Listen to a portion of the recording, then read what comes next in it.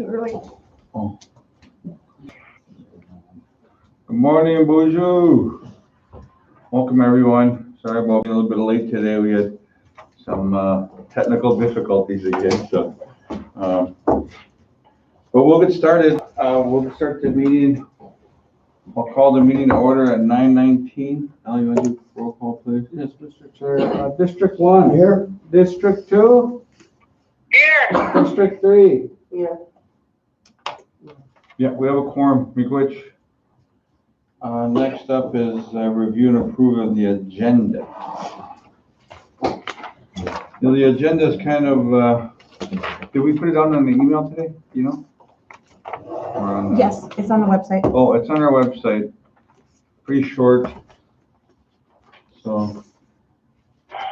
Hey, Len, are you on? Yep. Yeah, I didn't know if you had any other things you wanted to add there.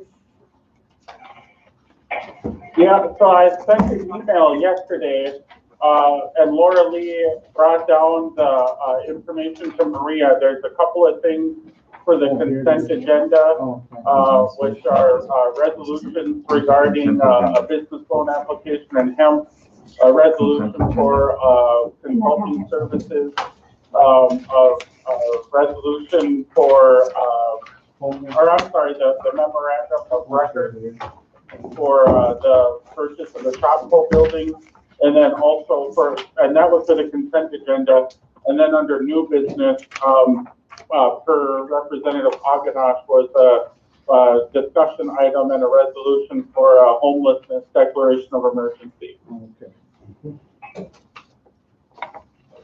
Thank you.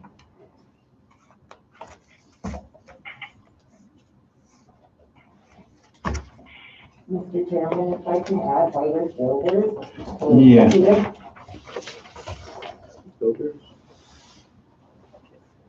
And I'd just like to put on this chair, if it's possible, get our ball diamond moved to a place just east of there, because we're gonna start that new deal up there for the elders. Start planning for that, you mean? No, we're gonna start it this spring. The city road restrictions are up, they're gonna build a roundhouse, and they're gonna put tiny homes around it for elders, homeless elders. Yeah, we're gonna move that back stuff and all that kind of thing. Yeah, because I tried to get them removed over here, but they wanted as close to the building as possible because it's right next to the clinic and all the programs. So like here's our building right here, and then the wall diamonds, so they want to put that right here with the little homes off. Then I just figured we could move that wall diamond over here someplace if it's possible. Yeah. But that's just something I want to put on there just to see if we got funding where we can use that. I know they haven't used that for years, so I know the minute I take it out, it's going to say, oh, where's the big one?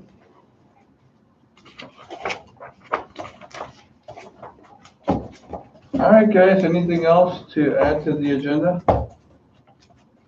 Kathy, anything to the agenda? No. Okay, motion to approve the agenda. Motion. Motion by Raven, second. Second by Annie, all in favor? Aye. Motion carries. All right, next up is meeting minutes for 3/11/21.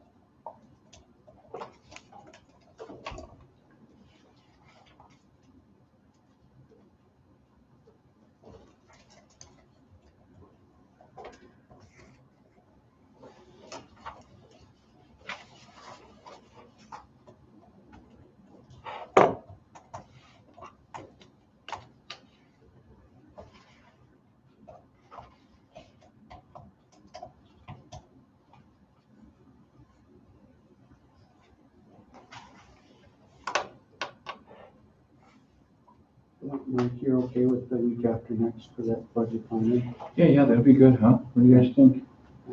What? That planning thing, the budget? planning. Yeah, that'd be good. Do that Teams. Okay. I'll just get out some information to us, or you can even do the PowerPoint.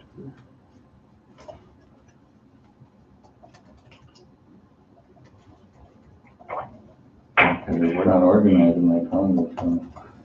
Yeah.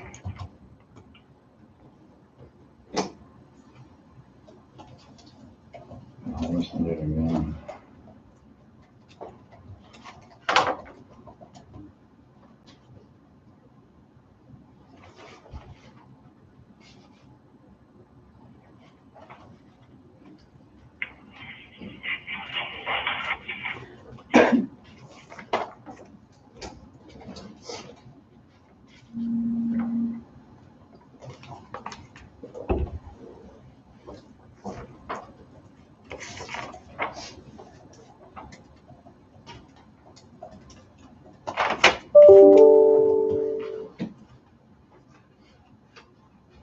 All right.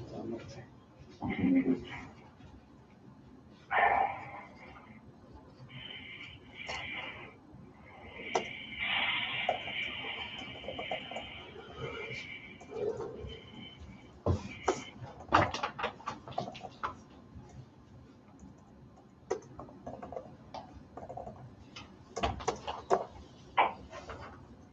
Okay, motion to approve the meeting minutes for March 11th, 2021.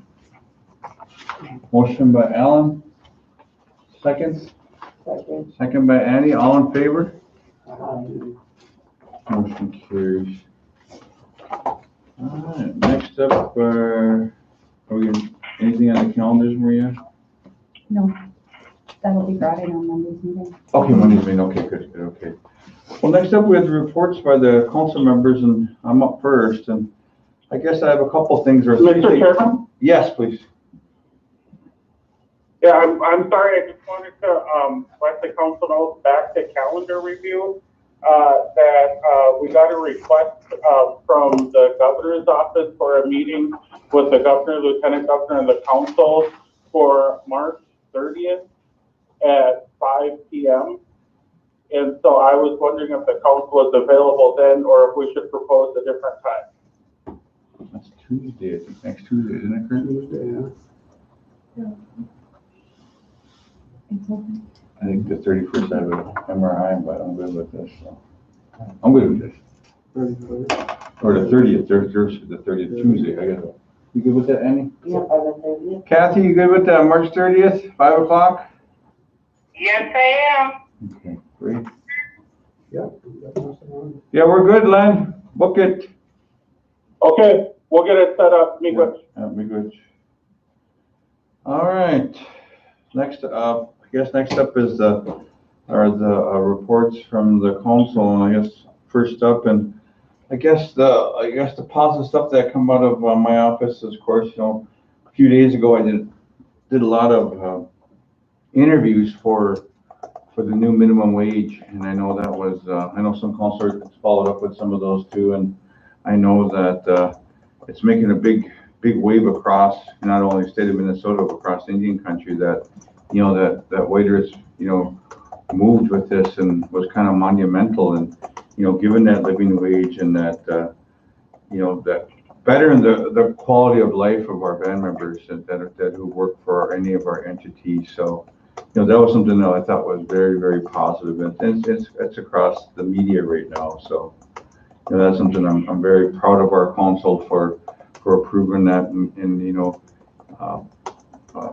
investing into our people and into our workforce. And I think that's a good thing for all of us here that's at this table. It's something that we feel like it's been very good to to invest into our membership for their quality of life, and also for for years to come, hopefully. And and it's good. It's just good news. So next up is the vaccines. I mean, that thing, the rollout, I know, talking to Dan Fry yesterday and talking to other like MDH, and it's just like our vaccine has been, we're still leading the nation in vaccinations across Indian country. we're just doing a great job, and kudos to, our home health team, our nurses, our vaccine distribution to, delivery services like at Shopco and at White Earth, and, we have multiple clinics, and, for our home health nurses to get out there and get to Urban, get down to Minneapolis, get to Cass Lake, and that's been a good thing too for us, and it's been giving us a lot of, pats in the back from anywhere from our MDH commissioner to even like the IHS regional directors is really proud of us. So that's good news too. And I guess one of the last things I wanted to talk about was the powwow that we had here a few weeks ago, and that was something that was really uplifting too. And I know some of the council members are attending. I went up there and gave a good speech, and of course I always, when I went up there, and I just appreciated the songs and the dancing. It just felt so good. So, the council was all in favor of that, and it was just good. And it was good healing for us to get out there and sing our songs and smoke some of smoke our pipes and sing those good healing songs out there. And it was just good to see our jingle dress dancers out there dancing and praying for all of us and praying for all of us to heal across not only White Earth but all across Indian country. That was one thing. I just felt good, and I know Alan and Annie were there, and it was good to see them out there and moving around and talking to our membership, and it was just good to see that that was just a good feeling there, and I just felt it was overwhelming. It was good. It was a good feeling. So I want to say big wish to the powwow committee for that, and that's about all I'm going to cover this month. And I know we're working hard for you, and so big wish to everyone. Thank you. Al, Thank you, Mr. Chairman. I just want to reiterate what Mr. Chair has just said about where we're at right now. I know I can tell you we've been meeting with the elders very regularly. We're working very closely with those folks. We're trying to come up with some bylaws for them.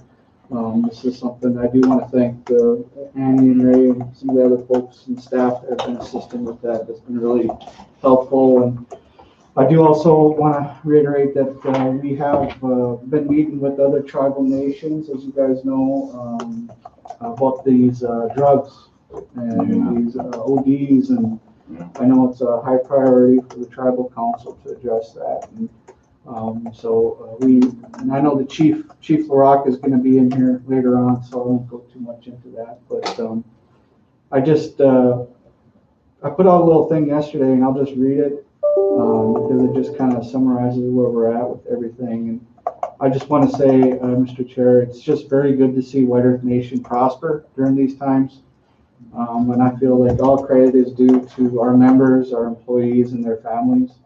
We've built a very strong foundation with livable wages and high vaccination rates. White Earth Nation has the highest, as the chairman said, minimum wage at $16 per hour among all tribal nations in Minnesota. It also has one of the highest vaccination rates in the United States. With the passage of the American Rescue Plan, our tribal nation will receive tens of millions more federal funding assistance. Mr. Chair, I know we've scheduled a time to discuss budget planning over the next 4 years for those funds. So for the members that are watching, as we work through this process, we'll give you updates as needed. This also means there'll be increased investments in healthcare to combat the coronavirus. It also means we'll take another look at where we're at with coronavirus assistance if it can happen. I'm very proud of this tribal council. Last year, the band supported members with $2,000 each. That's a big deal. It's probably one of the highest among all tribal nations in Minnesota.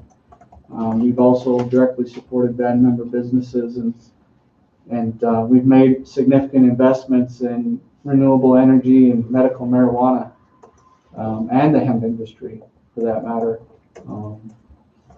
Mr. Chair, I know tribal farmers can expect big things from the USDA for socially disadvantaged farmers. I know we had updates here last week on that, but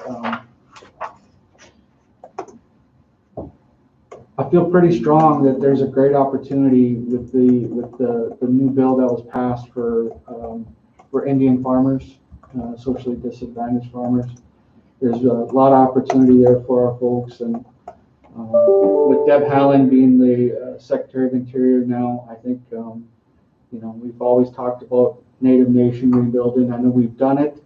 I think we're going to get even better with it, and the time is now. So that's all I got for you, Mr. Chair. Next month, I think, is quarter ending, so we'll also have additional funding updates for that. And so hopefully we can get some of the American Rescue Plan part of that as well. Yeah, I'm good. Thank you. Right? Thank you, Mr. Chair. I'd just like to bring up our day labor is up and running again. We got our funding back in for that, and starting next week, they are making garbage boxes for our elders.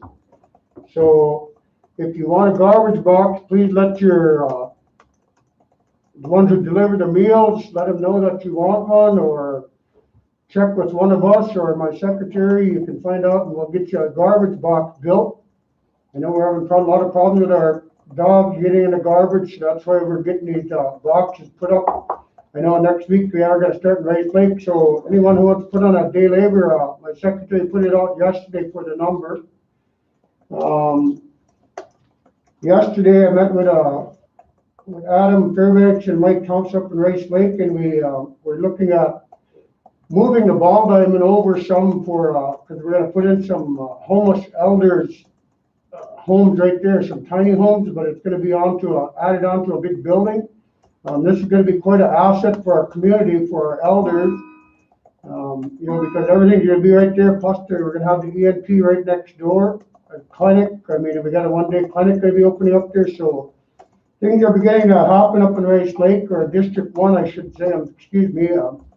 But I'm very proud of that fact. And then the Boys and Girls Club, we had a meeting on that the other day. I know I'm getting a lot of questions on Boys and Girls Club, but we are working tenaciously on that, and I'm really supportive of our team here, our tribal council.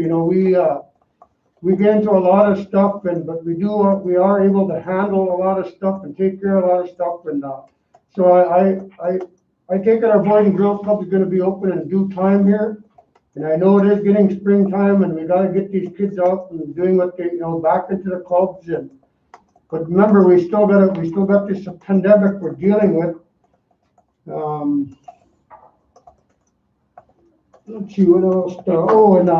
Getting a lot of good compliments about our elder lunch programs. They're getting hot meals now. They're being delivered out on a daily basis now, and they're coming at times ahead of like before they were getting them 12:30, 1 o'clock. Well, now they're getting them a lot earlier because they're coming out of the old center. So I really appreciate the ENP for what they all do, and that's all their sites. They're all getting good remarks, as from what I understand. I know District 1 is.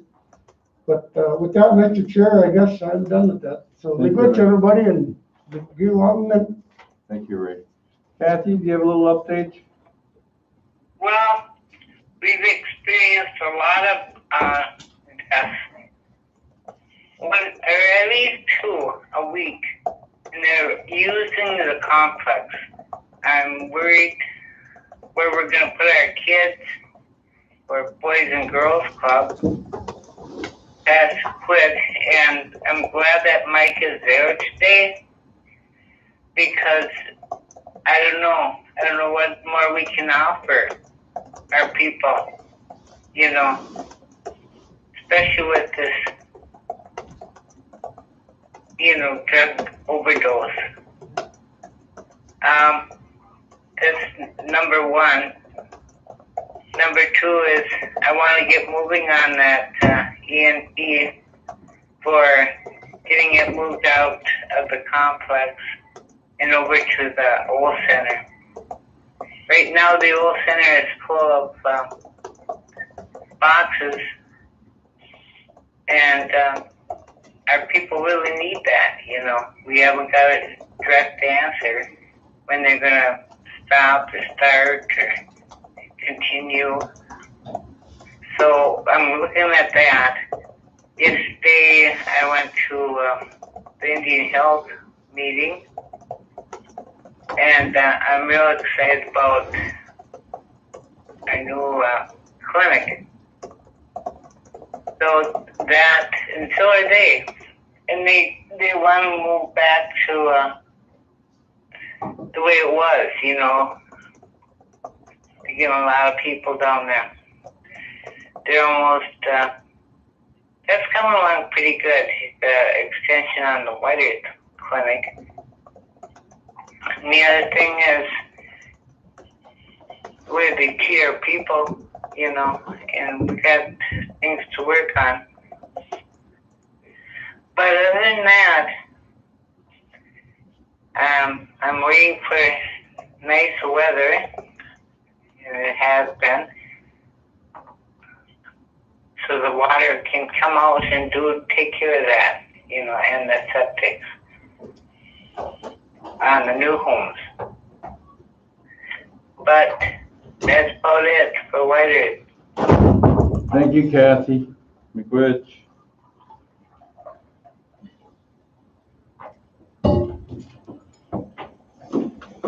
Me? Yep. Okay, I've been working with Alan with the elders, and it's going pretty well. I mean, they're giving us some good feedback. There's some stuff that we have to really sort out, but I think it'll get done. And Ronnie with Courts has been working with us also, so that's a big help. We gotta say wish to everybody. Tito has been really reaching out to me when, you know, I have elders in my community that need help, and I get on it as fast as I can, and I always ask you and Alan if you can help too. We also been kind of talking about the food shelf. Everybody would like to see that to keep going, so we're gonna have to kind of figure out what we can do about that, because it has helped a lot of our members. So that's something I'll bring up in the future. I was talking to Pam Keiser about it, just, you know, asking, you know, have we ever partnered with anybody on that or whatever, and she said that once they went visited a place, so I think I'm gonna follow up on that and see if they're still willing to partner with us, and maybe we can, you know, get that going, and maybe in each community, I don't know, maybe one day in each community, I don't know how that'll work, but we gotta figure that out, because I seen how much it helped our people, so I'd like to keep that going. The Boys and Girls Club, I'm all for that. I just, you know, there's a lot of work to be done here in White Earth. We don't have a softball field anymore. That was kind of taken away when they added on to the old RTC, and, you know, right there, that's taking away from our community. So if there's any funds, I'd like to get that back up and get some stuff going there. I know the community council would like it too, but the thing is the gravel or whatever you put down for it is really expensive, and that would deplete all their funds. So, you know, our kids do deserve to have that back, because I talked to Dave MacArthur, and he would like to bring in a couple of enrolled members to do some like softball camps with our kids, just at the out at the Strawberry Lake out there, which is, you know, awesome. I mean, they do it inside. The guys would, you know, go through stuff with them, and they're enrolled members, so that's awesome too. I mean, give them a little extra money too. So I think that's a great idea, because we do got to get our youth rolling, and you know, sports is one way to keep them on the right track, you know, so I'm all for that. I'm looking forward to seeing and hearing more about hemp and the medical marijuana. Like I said, I'm not the expert on that, but, you know, if it can help our people and bring in some money for them, you know, for all of us to get more programs rolling, I think that's great. I am been meeting with the drug, well, it's behavioral health and PD on the drugs, and we're trying to find more ideas, and I know the community's been reaching out a lot, you know, and I think there are a lot of great ideas out there. We just gotta hit the ground running, so that's all I have. Thank you, Annie. Those are good ideas about softball. I know that many years I played that game, so I know how important it was to me in my life, so. Mr. Chair, if I could, I just forgot one thing. I got a call this morning from Men's Acute Care, and they were invited us out to their maple syruping, Oh. and they're boiling down shop now, and was it last week or 2 weeks ago, they were spinning off beavers and muskrats, and I just believe that program is beginning to take off, and they're doing a wonderful job up there, and they want to know if we want to stop out and check out there, and I thought that would be good, so I'm gonna stop out there this afternoon after the meeting, because they're gonna be boiling down their shop. They got all kinds of shop. Where's it at, Ray? Where's it at? At the Men's Acute there, right by the. Oh, there's one right there? Yeah. Okay, cool. So, but that's at the Men's Acute care, right by the little lakes there on 200. Oh, okay. So, but I just want to bring that up, that I got a call this morning, we got an invite to go check that out. And I think that would be a good thing for us to do, Mr. Chair, to, you know, to let the boys out there know that we are behind them and what they do. And, that's quite a learning session for a lot of them that are enrolled in that program. And it is doing pretty good, so. Good. But that's all I got, Mr. Chair. Thank you. Be good, Sandy, be good, Sheree. That's it for the council members' reports. I know next up we have divisional reports, and Michael just walked in, so Mike, can you get the chair up here? You're next up, so. Heat it up pretty good, make it hot. Put the light on. Go ahead, Mike. Okay. I'm gonna take my mask off, because it's easier for me to talk about my mask. Basically, I mean, I got a call last night that the chairman wanted me to sit down and come today and give some updates on the recent overdoses and some of the things that we're looking to combat some of the stuff that's going on.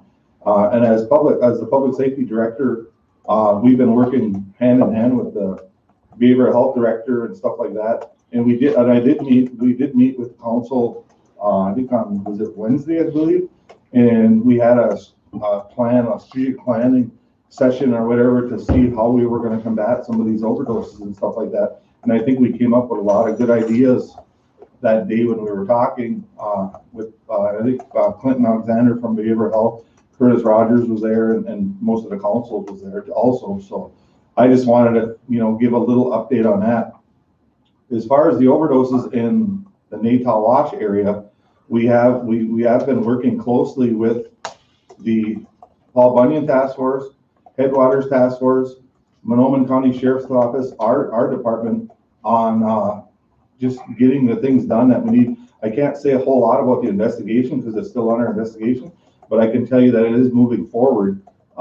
It is moving forward in a way that we can get a resolve. And as everybody knows, it's tragic when we do lose a member to something like this, to an overdose and stuff like that. So, and I don't know how much comfort it gives the family, even if we were to be able to, arrest somebody for being accountable for what happened with the overdose. So, but we are moving forward with the investigation, and it is moving forward still. So, we also talked a little bit about some strategies to maybe combat some of the drug dealers in our area and stuff like that.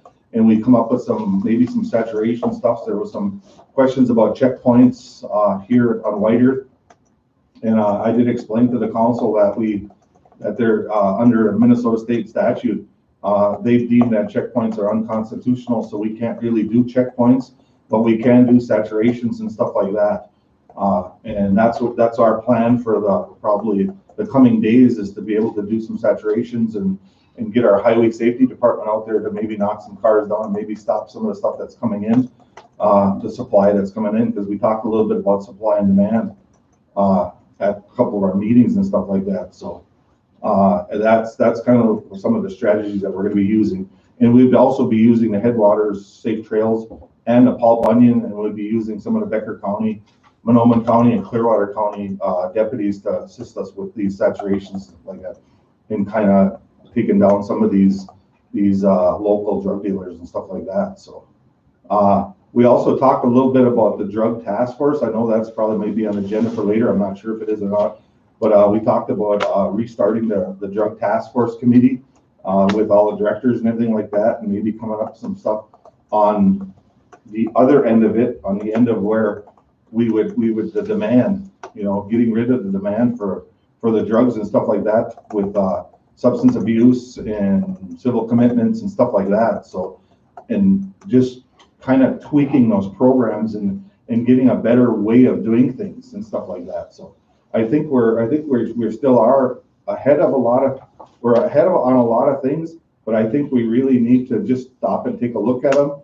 and see how we can make them actually better and stuff like that, because we are losing too many people to this addiction that's going around and a lot, and especially the fentanyl that's coming in. A lot of the reports that I've been getting through our drug intel is that fentanyl is really making a big impact on a lot of communities, not only ours, but all the reservations and stuff like that. So, but if we can, with a combination of stopping the supply and stopping the demand, I think we could win this war. I think we can, but it's going to take. I think it's going to take a little time, and hopefully we don't lose any more people to this addiction. So, other than that, if you guys have any questions for me, I would be more than happy to try to answer them. But I think we come up with a good plan, and I know from public safety we're going to be developing an action plan that I can present to the council.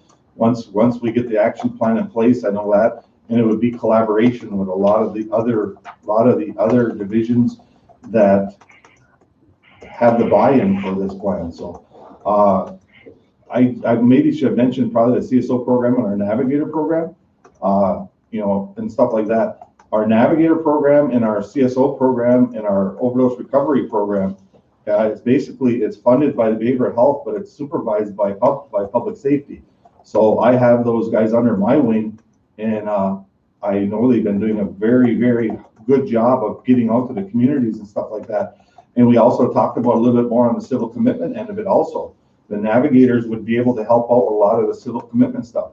Instead of waiting and sitting back and say a family wants to do a civil commitment on one of their relatives or one of their family members, and we put it in their ball court to do it, I think we're to the point where we're not going to do that no more. We're going to send a navigator out there. We're going to walk the families through the civil commitment process and get them the letters they need to get it done. Because I think right now we're starting to lose the faith from our community members that this civil commitment is not working and stuff like that. But we have a plan for that also with the behavioral health, so, and stuff like that. So kind of in a nutshell, that's what I have. So I think in time we can beat this. We can, as far as law enforcement is concerned, we're still, we're pounding the ground. We're pounding the ground. I mean, there's going to be a lot of, I get hurt feelings every day from people saying that we're out there just stopping people for no reason.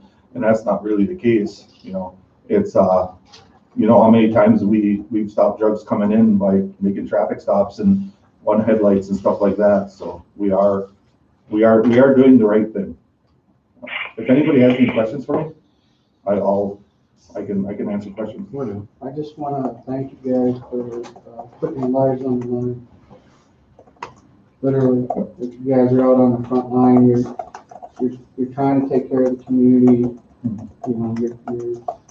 You're getting after these drugs, you're getting after some of these bad people, and I just want to thank you. I can't thank you enough for everything you guys have done. If I may, Mr. Chair, I'd just like to say to Mike, I appreciate all you guys do, because I know when I call you, you get officers up there. But also like to thank Florida County, because Florida County has been sitting in the village up there now, and I'm getting a lot of good reports that we're slowing it down, but we're not actually putting a stop to it. But even when we're slowing it down up there, I mean, that's making progress. I know it's going to take us a while to break it down, but I'm good friends with the sheriff up there and a few of the deputies. I do talk to them, and so that I have seen them sitting out in the village.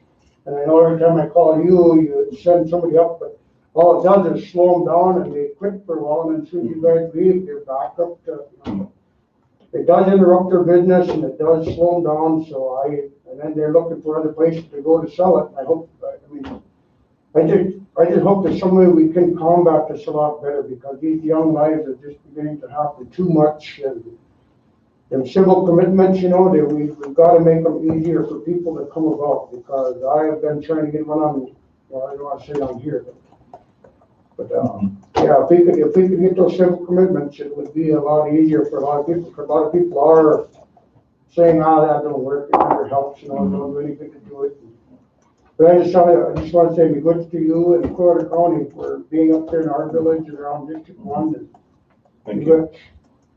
Yeah, and the one thing with the county agencies, I'm going to be meeting with the sheriffs individually probably next week, and we're going to talk a little bit about their role also, their role in, you know, who they can get a hold of on overdoses, because there's very rare times that we don't find out about an overdose, especially within the boundaries of the reservation, whether Becker County, Clearwater County, or Monoman County responded to it.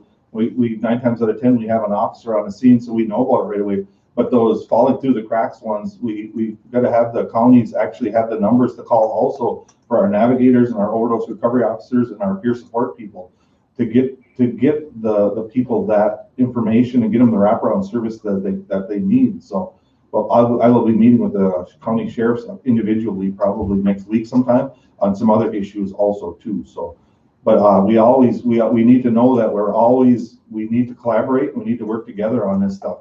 You know, it's not only tribal police, it's all the county agencies too that we all work together on. So, does anybody have any other questions for me?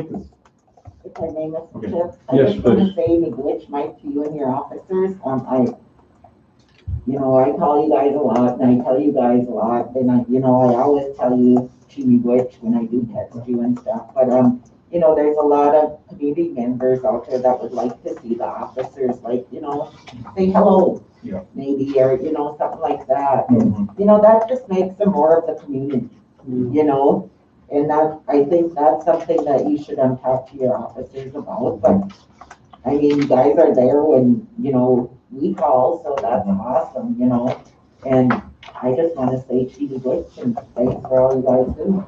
Thank you. And I'd like to say also too, Mike, maybe you should reach out to our Florida County Sheriff, because you know from Red Lake, that maybe chief of police up there and the county sheriff up there. I mean, I would like to see these other guys involved too. County, Beltran, all the ones that are in there. Yeah. Because that was quite a deal. They're having a chief of police from Bemidji and the sheriff up there also, that. Yeah. So I'd like to see our sheriff be at one of these meetings also, maybe I'll reach out to him also. Yeah. Kathy, yes. Okay. Kathy, go ahead, Kath. I wonder if it helped to put the names of the arrest, but what you got off of them in the paper. On maybe your Facebook page? We talked about it with the Monoman Pioneer paper out of Monoman, and I think it's Sue Kraft. She was the one that she was wondering if we could put some kind of a police blotter in the paper on stuff like that. So we haven't come to a happy medium on it, because in the past, in the whiter paper, which only comes out once a month, when it was coming out every 2 weeks, we were doing that police blotter in there and stuff like that. So we got some not backlash, but we got some negative responses from the older council, the former council members that said that we were airing our dirty laundry and stuff like that. And I didn't really see it that way, really, because we're not putting everything out there. But I mean, if even we can put some stats out there and stuff like that, start with stats and say this is how much, what we've taken off the streets as far as drugs and who we've arrested and stuff, how many guns we've taken off the street, and we always can do that very easily. So, but I mean, we'll work with the Monoman County Pioneer, or Monoman Pioneer. And everybody gets Pioneer. Yep. But when you're talking about Anishinaabe people, it's best to have it in our paper. Mm-hmm. Okay, I can arrange that, and we can do that, and I can get a hold of Sue Kraft from the Monoman Pioneer and see what kind of happy medium we can come to putting what we're going to put in the paper. I know that Sheriff Gunther from the Monoman County, he puts a small blotter in there about what they're doing, but he doesn't put everything that probably we see in there either. So, but what a lot of misconception about the 3 counties in the tribe is that we're all under the same RMS system, so we all see what we're doing. They see what we're doing and we see what they're doing, so we all know what's going on, and that's a good thing. When it comes down to whatever you want to call it, that's a good thing, so. It is. Thank you. Yeah. One thing I wanted to leave with is I just wanted, since we're on since there's people watching and stuff like that and we're on live, is I want to let the community know that there is help for the members out there. There is things that you can do, and there's plenty of help out there for them. So, and just reach out to these navigators. We put that on our Facebook page. I'm going to be putting some more stuff on there. I'm probably next week. I'm going to be doing some live feeds on Facebook and giving some updates on what's going on and where you can go if you need help and stuff like that. I'll probably collaborate with behavioral health and substance abuse and all that, and we'll work on a Facebook Live posting where the people will know where to go and who to call and stuff like that. And then I want to leave with this. I want to leave with if you see something, say something. It's been a saying across the nation, and it doesn't matter if we're here in White Earth or wherever we're at. If you see something, say something. And I appreciate all the calls I've been getting, because I give out my work phone to everybody, and I get texts from everybody telling me this and that, and I really appreciate that, because it means a lot that we have community members stepping up and wanting to take their communities back, and I believe that's very important, that we take our communities back so we don't lose any more members. So, miigwech, guys. Yeah. And if I may add to that, Steve's law is in effect here on the White Earth Reservation. So if you find somebody that you may think has OD, don't leave them. They cannot arrest you or anything. Stay there with them, Narcan them, do whatever you can, give them breaths, because there's no charges going to come upon you. So, miigwech. Yeah, because one of the things I wanted to add to this is there's a lot of money floating around right now. Yeah. There's a lot of stimulus money floating around. There's a lot of people are happy, but the other thing I wanted to stress out to the public is to make sure, like what Annie just said, is like, if you see family members in distress or community members in distress, please don't feel free to call EMS, call anyone, call all of our programs that we have. And because that's one thing, as us as the tribal council, we don't want drugs on our reservation. It's just something that's been happening for too many years. Our people, we've suffered and through historical trauma, and it's just like we're so susceptible to just using, and this we as a council, we're trying to do as much as we can to help our people and to make our quality of life better. So I know that we do care. We're doing everything we can here at this table to try to help, and it's just like, but we need help too. So I know that's the thing that our word out to our membership and our community members is please work together with everyone. So miigwech. And I know a lot of times that when people call and we get these tips and stuff like that, I know the tip line that I put out there, I know I haven't had any tips on that in a long time. So I know, I'm not saying it's not working, but it's still there. We're not going to abandon it. It's still going to be there. You can still call it and we still check those tips. But I mean, I think the community needs to understand, and patience is, in this point in time, patience is really not what we're looking at now. But I mean, we do need some patience and stuff like that, because when you do call in these tips, things are going to get done. Things are going to get done. They might be on the back. They might be some things that, like I talked about before, there might be immediate response where I send a saturation out. There could be, we have narcotics investigators already working on it already, in just a matter of time before it happens and stuff like that. We just need some patience on some of these things like that. So, because of right now, we're working closely with the BCA, we're the task forces are all right here, willing to help us and stuff like that, and we just need to be able to get it all done. So I guess that's all I got. Yeah, and I know Mike will go on your Facebook page and put out tip hotline and all the numbers, resource numbers. Yeah. And maybe talk to Roman about updating all that stuff on our Facebook page and our webpage. So and then I guess for people who don't have Facebook and stuff like that, I guess the only other way, I mean, there's a lot of other ways we can get it out there. I know our navigators, the reason why we came up with that CSO program and our navigators is the people that were chosen for those positions are well-known people in the communities that should know what's going on. and be our eyes and ears for these communities and stuff like that. And it has been working because there is a lot of them. There is a lot of times when people just feel, that they're alone and they don't have anybody to talk to. So the other thing, speaking of going back to our working with behavioral health and stuff like that, and working on the stuff with our naloxone and stuff like that, we put out the message that people don't use alone. Don't use alone, and make sure that you have somebody with you. I know this addiction is tough, and I know people are still going to use and stuff like that, but we got to understand that our programs in the past year and a half or so, we've really made strides with knowing that people, if we get the naloxone out to them and they know that they're going to be using, they can't be using alone, because I'll guarantee that some of the fatalities that we've had were where people were using alone and stuff like that. And that has changed our kind of point of view as law enforcement. When we first started doing this stuff about the safe consumption sites and don't use alone and all that, a lot of law enforcement officers and a lot of people would say that's enabling, but it's not. It's saving lives. That's what it's doing. It's saving lives and giving people a second chance. Mm-hmm. So please don't use alone, and reach out for help. Please reach out for help. Now, just like you say, don't depend on that Narcan, because they can Narcan you 4 times and it might not work. Because I know a lot of people are saying that, well, we got the Narcan, don't have to worry about it. Well, let me believe you. Sometimes that Narcan don't work. So please don't rely on the Narcan. I know it does help at times, but I have heard different people saying, oh, well, I don't have to worry about it, I got Narcan. Yeah. Mm-hmm. So please don't rely on that Narcan.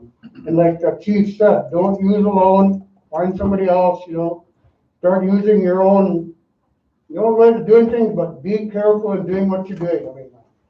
But most of all, look for help. Yep. That's the most thing that I wanted to do when I came to this meeting today, is just let people know that there is help out there for them. We have staff that will, there's times where we call and they say, nobody answered. Well, just go up that tree and keep rattling that tree, and you're going to get an answer. So. Or call me. Yeah. Call Andy. Right, I'll get on it. Yeah. Well, thanks, Mike. I appreciate your time. Geez, we got a lot of information today, and I know that, we have multiple divisions that are working hard on this, and, we're trying to streamline these programs easier for our people to get people into treatment. Like Mike said, is bring the navigator right to the home and work with the family and try to get these sick ones help. So I know it's important, and like I said earlier, it's like all of us on the council here that we care about every life. It's like one life is just way too much. So we appreciate your hard work, and thank you, Michael. Yep. Just one last thing on the drug task force. I believe we're gonna next Tuesday. I think you guys are gonna be gone after Tuesday, so we wanted to expedite that drug task force committee. And I know we're gonna be working with Clinton Alexander, because me and Clinton Alexander were tasked to restart the drug task force again. So we figured we want to do this sooner than later. So I think you guys will be looking. There'll be an invite probably sometime today for you guys for next Tuesday. We'll probably have either a breakfast meeting or a luncheon meeting next Tuesday at the casino to sit down. And I know we're going to invite the council and invite all the directors, and we're going to invite everybody who needs to sit at the table. That'll be one of our first meetings for the drug task force, and I think it's very important we get that. Next Tuesday. What time? I don't. Kurt, did they come up with a time at all? Not done yet. It's probably going to be a noon meeting, Kathy. It'll probably be lunch. It'll probably be either 11 or noon, I believe. So. And you're buying, Kathy. I'm sorry, what'd you say? District 2 is buying. So Michael, are you coming back for the drug task force too? What time is that? No, it's later on in the agenda. Okay. Kurt, I think Annie just wanted to talk about it. Yeah, we can just strike back with already. Yeah. Talked a lot about it, Andy. Yeah. Okay, but make sure you get all of us the invite for the drug task force. Yep. We'll get that up today. Okay. Okay. Thanks. All right. Thanks, Mike. Yeah. Have a good Thank weekend, you, guys. Michael. Bowman here? Oh, you can call him. Okay. Thanks, Kurt. All right, guys. Next up is Michael Bowman, Tribal Roads. Michael, are you on the phone?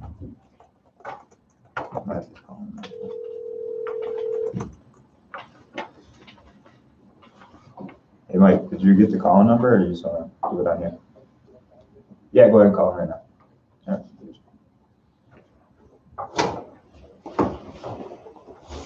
The resolution he's gonna be talking about is this one.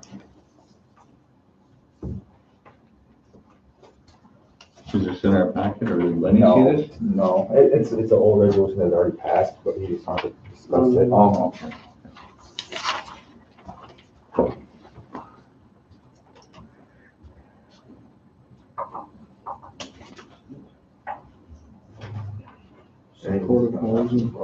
Yeah, we passed this. So he wants to do the sewer system? Oh, he has to change a bunch of times. Okay. Sewer system? Go ahead, Michael, you're on. Hey, good morning. Appreciate your time. You probably want to turn your computer I down. did. Okay.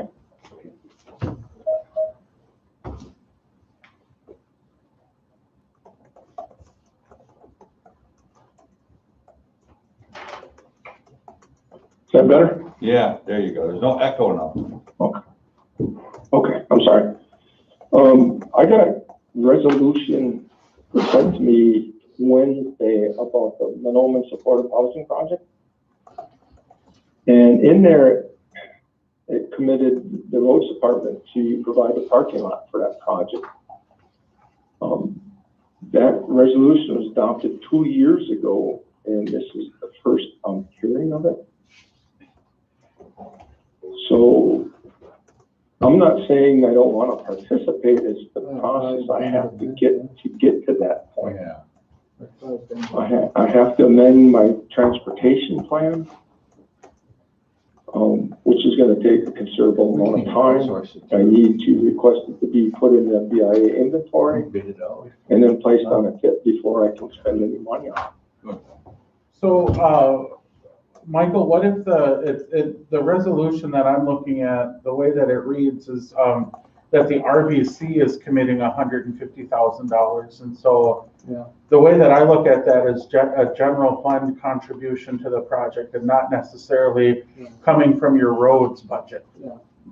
You know, that you get from Department of Transportation. All right, so okay, I agree with what you're saying, and I had the same interpretation until I get to be it finally resolved, or the road department will provide the parking area for the supportive housing development. And that's where I thought I was tied in to provide that parking lot. And again, it's not that I'm against it, it's just the process I have to get to be able to participate in that. Was that the amount that we're paying, we're willing to pay for parking lot? And I have no idea. We'll have to lease some with them. That's part of the lease, right? I think when we passed this, I think it was a part of a matching fund too. I know Ben meant there was when he was. And Ben's no longer here. But I know there was funding at the time when this come through, and that's where we passed this year. There was an action, Yeah, there was matching funds to. But if I could just go back for a second, Michael, what you're saying is that even if it's RBC funds, if Tribal Roads is going to be involved in constructing a parking lot, like you need to go back and amend your transportation plan? I would have to check on that. If they're going to pay it, if the RBC is going to pay the roads department to do it, whether or not it has to be in their inventory, that I need to verify. Right. And the project itself is within the city limits of Monoman, and so the only actual roads are actually city streets in Monoman that are on the property. And we're talking about the Weimer property, right? Mhm. Yeah. Yeah, but there's a road that's not cut right through there to the apartment building. But that's like a driveway. Yeah, it'll be a driveway. And there'll be an easement for the driveway, and so I don't know if that's something that we need to call a road that would be added to the inventory. We'll probably talk to Lisa. She would be. It'd be up to the tribe whether or not they wanted to have that put in the inventory. Right. Well, and it sounds, Right, and it sounds like, Michael was just completely unaware of this as the project has continued to move forward. Yeah. And I know, Michael, that, there's a team that meets, I think on a weekly or bi-weekly basis, they meet on Mondays. And so I'll follow up with Shanda Fisher and make sure you get invited to the next meeting, so that there can, Okay. you can be included at least in the discussions and planning, and then we can figure out the best way forward. Okay, I appreciate that. Yeah, make sure you advocate for this highway, right? What's this highway right that goes to Ogama? Oh, that's an off-road. 34? Role playing car and a half or something on the road. Racing to the She'll be going so fast. You see that dip they got there? Oh, moly. Michael, are they gonna work on it this year? I can check. I talked with them last spring and, COVID had, impacted everything and everybody. But I haven't talked to them yet this spring, and I can make contact with the highway super. Yeah, you gotta fix some of Relay those that dips, information. man. Holy fucking. You knocked the front end right off. And, Mike, is there any, gravel out there that could help with some of these elders? Some of their driveways are getting pretty bad again, and it's like that every spring, but I've gotten about 3 or 4 requests for gravel, and so how, do we got that, or is it available, or? The tribe has a program, and it's coming out through water and sewer. So have them call Betsy Smith, and what's going on is we're providing up to 2 loads of aggregate and machinery to do those maintenance repairs for the elders and their driveways. Good. Yeah, I got like 2 or 3 that called me on, that one is really bad. And some just need grading, I know that, so, but. Yeah, well, that's what I asked them before, if they could come up and just grade them. I think that grading them would work. I don't think I actually need it. Because some of them are from the spring, thaw, just have to do here in the driveway. Okay, Mr. Chairman, Mike, at some point in time, I'd like to meet with you. I don't know if you want to meet with the whole council about your transportation, because I get a lot of my members saying that they wish it would run 24/7, and are even with the hours at the casino and Saturday and Sunday, because a lot of our members don't have rides, on them days. So I don't know if we have to put a survey out there, or do that first, but like they always say, the other casinos do it for their people, and especially our Pine Point members is, they're the furthest away. Well, maybe some arrays are too, but it's like, they depend on that for rides, and, you miss a day at the casino, that goes against you. Yeah. So, that's something I would like to meet with you about and see what we can do going forward. Sure, that's not a problem, but, this isn't new. We've met with the casino before, and what it's gonna boil down to is how much more subsidy the tribe is willing to provide to the program. Because right now, we do not have a full complement of drivers. In the 5 years that I've been here, we've never had a full complement of drivers. So not all the routes are even being driven at this point, yeah. So, but, with this new stuff coming from the feds here, maybe some of that can go towards it too. Because I know transportation, I don't know if that means our roads or what, but I seen there was a big dollar amount there too, gonna go, to the residents for Yeah, we'll meet on transportation. I think, Michael, set up the meeting with us, I think Annie's requesting a meeting to discuss our future, projects and, our transportation system, and, and I think that'd be a good discussion for all of us to talk, and that'd be good, so. Okay, All right, thanks, Michael, I appreciate it. you guys take care, have a good day. Have a good webinar. All right, guys, we'll go on a break, take a break, we'll take about 10-minute break, so we'll be right back. You good? I'll be back. All right. I've had a hell of a morning. You gotta hit end there. I didn't get in this week last night.